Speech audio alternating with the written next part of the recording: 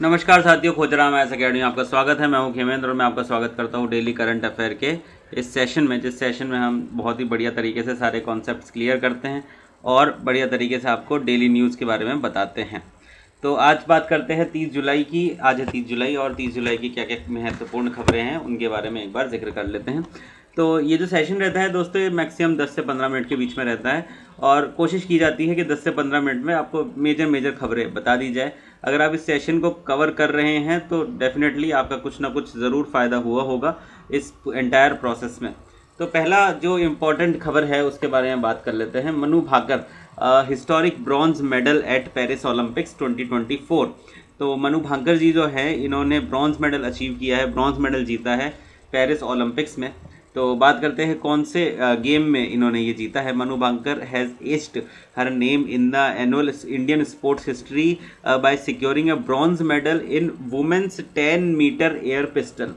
तो women's 10 metre air pistol के event में इन्होंने ब्रॉन्ज मेडल अचीव किया है दोस्तों, पेरिस ओलंपिक्स 2024 में। बहुत ही महत्वपूर्ण है ये। महत्वपूर्ण इसलिए भी है क्योंकि ये किसी भी महिला द्वारा जीता हुआ पहला ओलंपिक का मेडल है। ये शूटिंग प्रतियोगिता में किसी भी महिला द्वारा जीता गया पहला मेडल है शूटिंग की प्रतियोगिता में। तो जो इन्होंने ब्रॉन्ज मेडल जीता है, it ends 12 year wait for olympic medal in shooting. और शूटिंग में 12 साल के बाद किसी ने ये मेडल जीता है।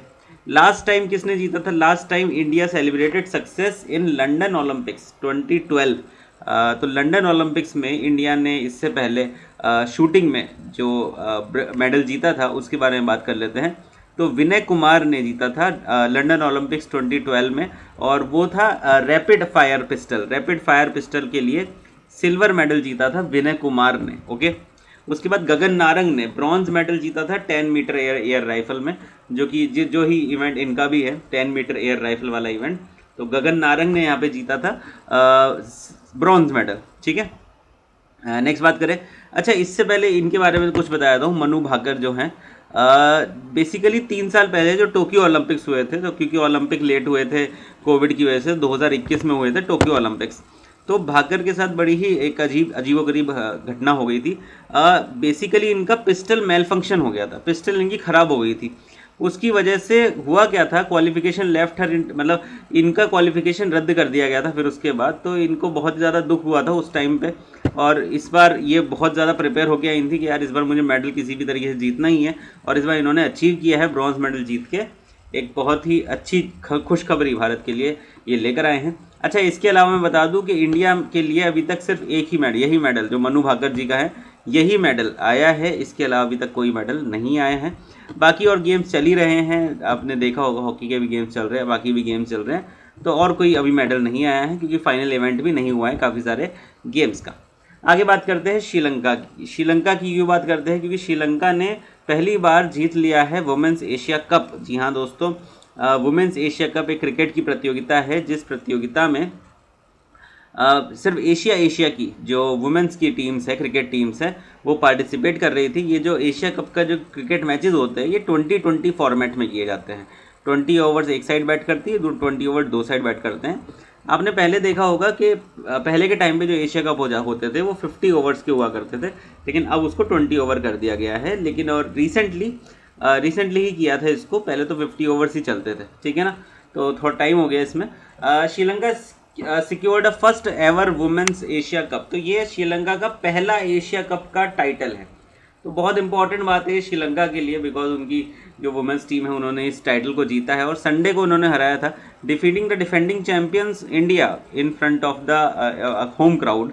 तो कह सकते हैं क्योंकि ये मैच कहाँ पे चल रहे थे। अच्छा, ये भी देख लो कि मैच कहाँ पे हो रहे थे, होस्ट कंट्री कौन सी थी? होस्ट कंट्री थी श्रीलंका ही थी, ठीक है। विनर कौन रही? विनर रही आपकी श्रीलंका ही रही। और रनर अप कौन रही? रनर अप आपकी रही इंडिया। तो इंडिया को हराया है बेसिकली श्रीलंका ने फाइनल में, ठीक है। तो प्लेयर ऑफ द मैच कौन थी? Harshitha Samarawickrama is the player of the match. और प्लेयर ऑफ द टूर्नामेंट की बात करें तो Chamari Athapaththu is the player of the tournament. Okay, next अगर बात करें तो अब तक कितने ये एशिया कप हो चुके हैं, तो नंबर ऑफ एशिया कप्स हो चुके हैं एंड इंडिया वॉज कह सकते हैं कि एक तरीके से एक छत्र राज चल रहा है। 1 2 3 4 5 6 और 7 बारी इंडिया ने इसको जीता है। एक बार जीता है बांग्लादेश ने और एक बार अब जीत लिया है श्रीलंका ने। और बांग्लादेश और श्रीलंका इन दोनों ने फाइनल में इंडिया को ही हराया था, ये भी आप कंफर्म कर लीजिए कि इंडिया को ही हराया था बांग्लादेश और श्रीलंका ने। तो अच्छा, यहाँ पर ये भी दिखा गया है कि कब कब ओडीआई थे। तो यहाँ पे जो फॉर्मेट थे देखो, 2004 5 6 6 8 और 12, यहाँ पे जो ओडी यहाँ पर ये 8 तक, यहाँ तक ये ओडीआई फॉर्मेट में होता था, लेकिन 2012 के बाद से ये T20 फॉर्मेट में होने लगा है एशिया कप। क्लियर बात है बेटा? यस, 2012 के बाद से ये T20 फॉर्मेट में होने लगा है एशिया कप आपका। नेक्स्ट बात करते हैं बेटा, ये भी बड़ी इंपॉर्टेंट खबर है, this is one of the most important खबर। राष्ट्रपति भवन अनाउंसेस की चेंजेस इन द गवर्नरशिप। तो कई सारे राज्यों के गवर्नर्स को चेंज किया गया है रिसेंटली, और उसकी मैं सारा का सारा डेटा लेके आया हूँ कि अब कौन से राज्य का गवर्नर कौन है। राष्ट्रपति भवन ऑफिशियली रेजिडेंस जो कि राष्ट्रपति भवन है पर प्रेसिडेंट का ऑफिशियल रेजिडेंस है, has announce significant reshuffling of governor across the several Indian states. तो ये सभी स्टेट्स को मैं लेके आया हूँ। तो अब राजस्थान के जो नए गवर्नर है उनका नाम है हरिभाऊ किशन राव बेज। हरिभाऊ किशन राव बेज is the new governor of Rajasthan. Telangana के नए गवर्नर का नाम है Jishnu Dev Varma. Jishnu Dev Varma is the new governor of Telangana. Sikkim के नए गवर्नर का नाम है Om Prakash Mathur is the new governor of Sikkim. And next बात करें Jharkhand, Santosh Kumar Gangwar. Santosh Kumar Gangwar is the governor of Jharkhand. Chhattisgarh Raman Deka is the new governor of Chhattisgarh. Meghalaya का बात करें तो CH Vijay Shankar is the new governor of Meghalaya. Maharashtra CP Radhakrishnan is the new governor of Maharashtra. Punjab gulab Chandra Kataria is the new governor of Punjab. तो basically जो गुलाब चंद्र कटारिया थे ये शायद मणिपुर के आपके गवर्नर, असम के गवर्नर थे, इनको रिशफल करके पंजाब में भेज दिया गया है। और लक्ष्मण प्रसाद आचार्य को यहाँ पर असम का बेसिकली असम और मणिपुर का, तो बेसिकली असम का बनाया गया है और ज्वाइंटली उनको एडिशनल भार दे दिया है मणिपुर का। तो Lakshman Prasad Acharya was the new governor you can say of Assam and Manipur. Okay, तो ये सभी नाम आप लोग ध्यान रखेंगे बेटा, क्योंकि ये इंपॉर्टेंट है, क्योंकि रिशफल हुआ है। अब नए आपके जो गवर्नर्स हैं वो बन चुके हैं। राजस्थान वालों, जो राजस्थान के स्टूडेंट्स हैं वो राजस्थान को जरूर याद रखेंगे। हरिभाऊ किशन राव बेज is the correct answer. Next बात करते हैं बेटा कि CRPF फाउंडेशन डे बनाया गया है एक। तो 27 जुलाई को 1939 से बनाया जा रहा है। CRPF establish the maintain thermal security in India renamed. तो पहले क्या नाम था CRPF क्या है 1949 में, now handles the order of counter insecurity VIP protection और डिजास्टर मैनेजमेंट के काम ये देखता है। ठीक है ना।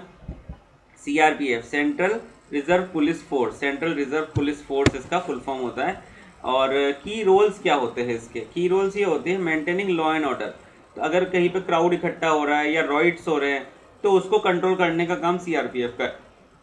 काउंटर इन सर्जरी का काम CRPF का है। लेफ्ट विंग एक्सट्रीमिज्म मैनेजमेंट, ये भी काम CRPF का है। सिक्योरिटी एंड प्रोटेक्शन, मान लो कोई VIP की सिक्योरिटी है तो वो CRPF का काम है। क्रिटिकल इंफ्रास्ट्रक्चर का काम है, CRPF काम है।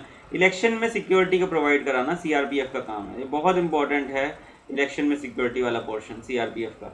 वैसे तो देखो BSF भी कराता है, बट मैंने देखा एक्चुअली में, क्योंकि रियल लाइफ में कि कई जगह पे, बिकॉज मैं नॉर्थ ईस्ट रीजन में क्या होता है, क्योंकि CRPF के जवान कम होते हैं, तो नॉर्मल अगर मान लो दिल्ली है या जयपुर है या लखनऊ है तो वहाँ पे CRPF के कैंप ऑलरेडी होते हैं, तो लोगों की कमी नहीं होती।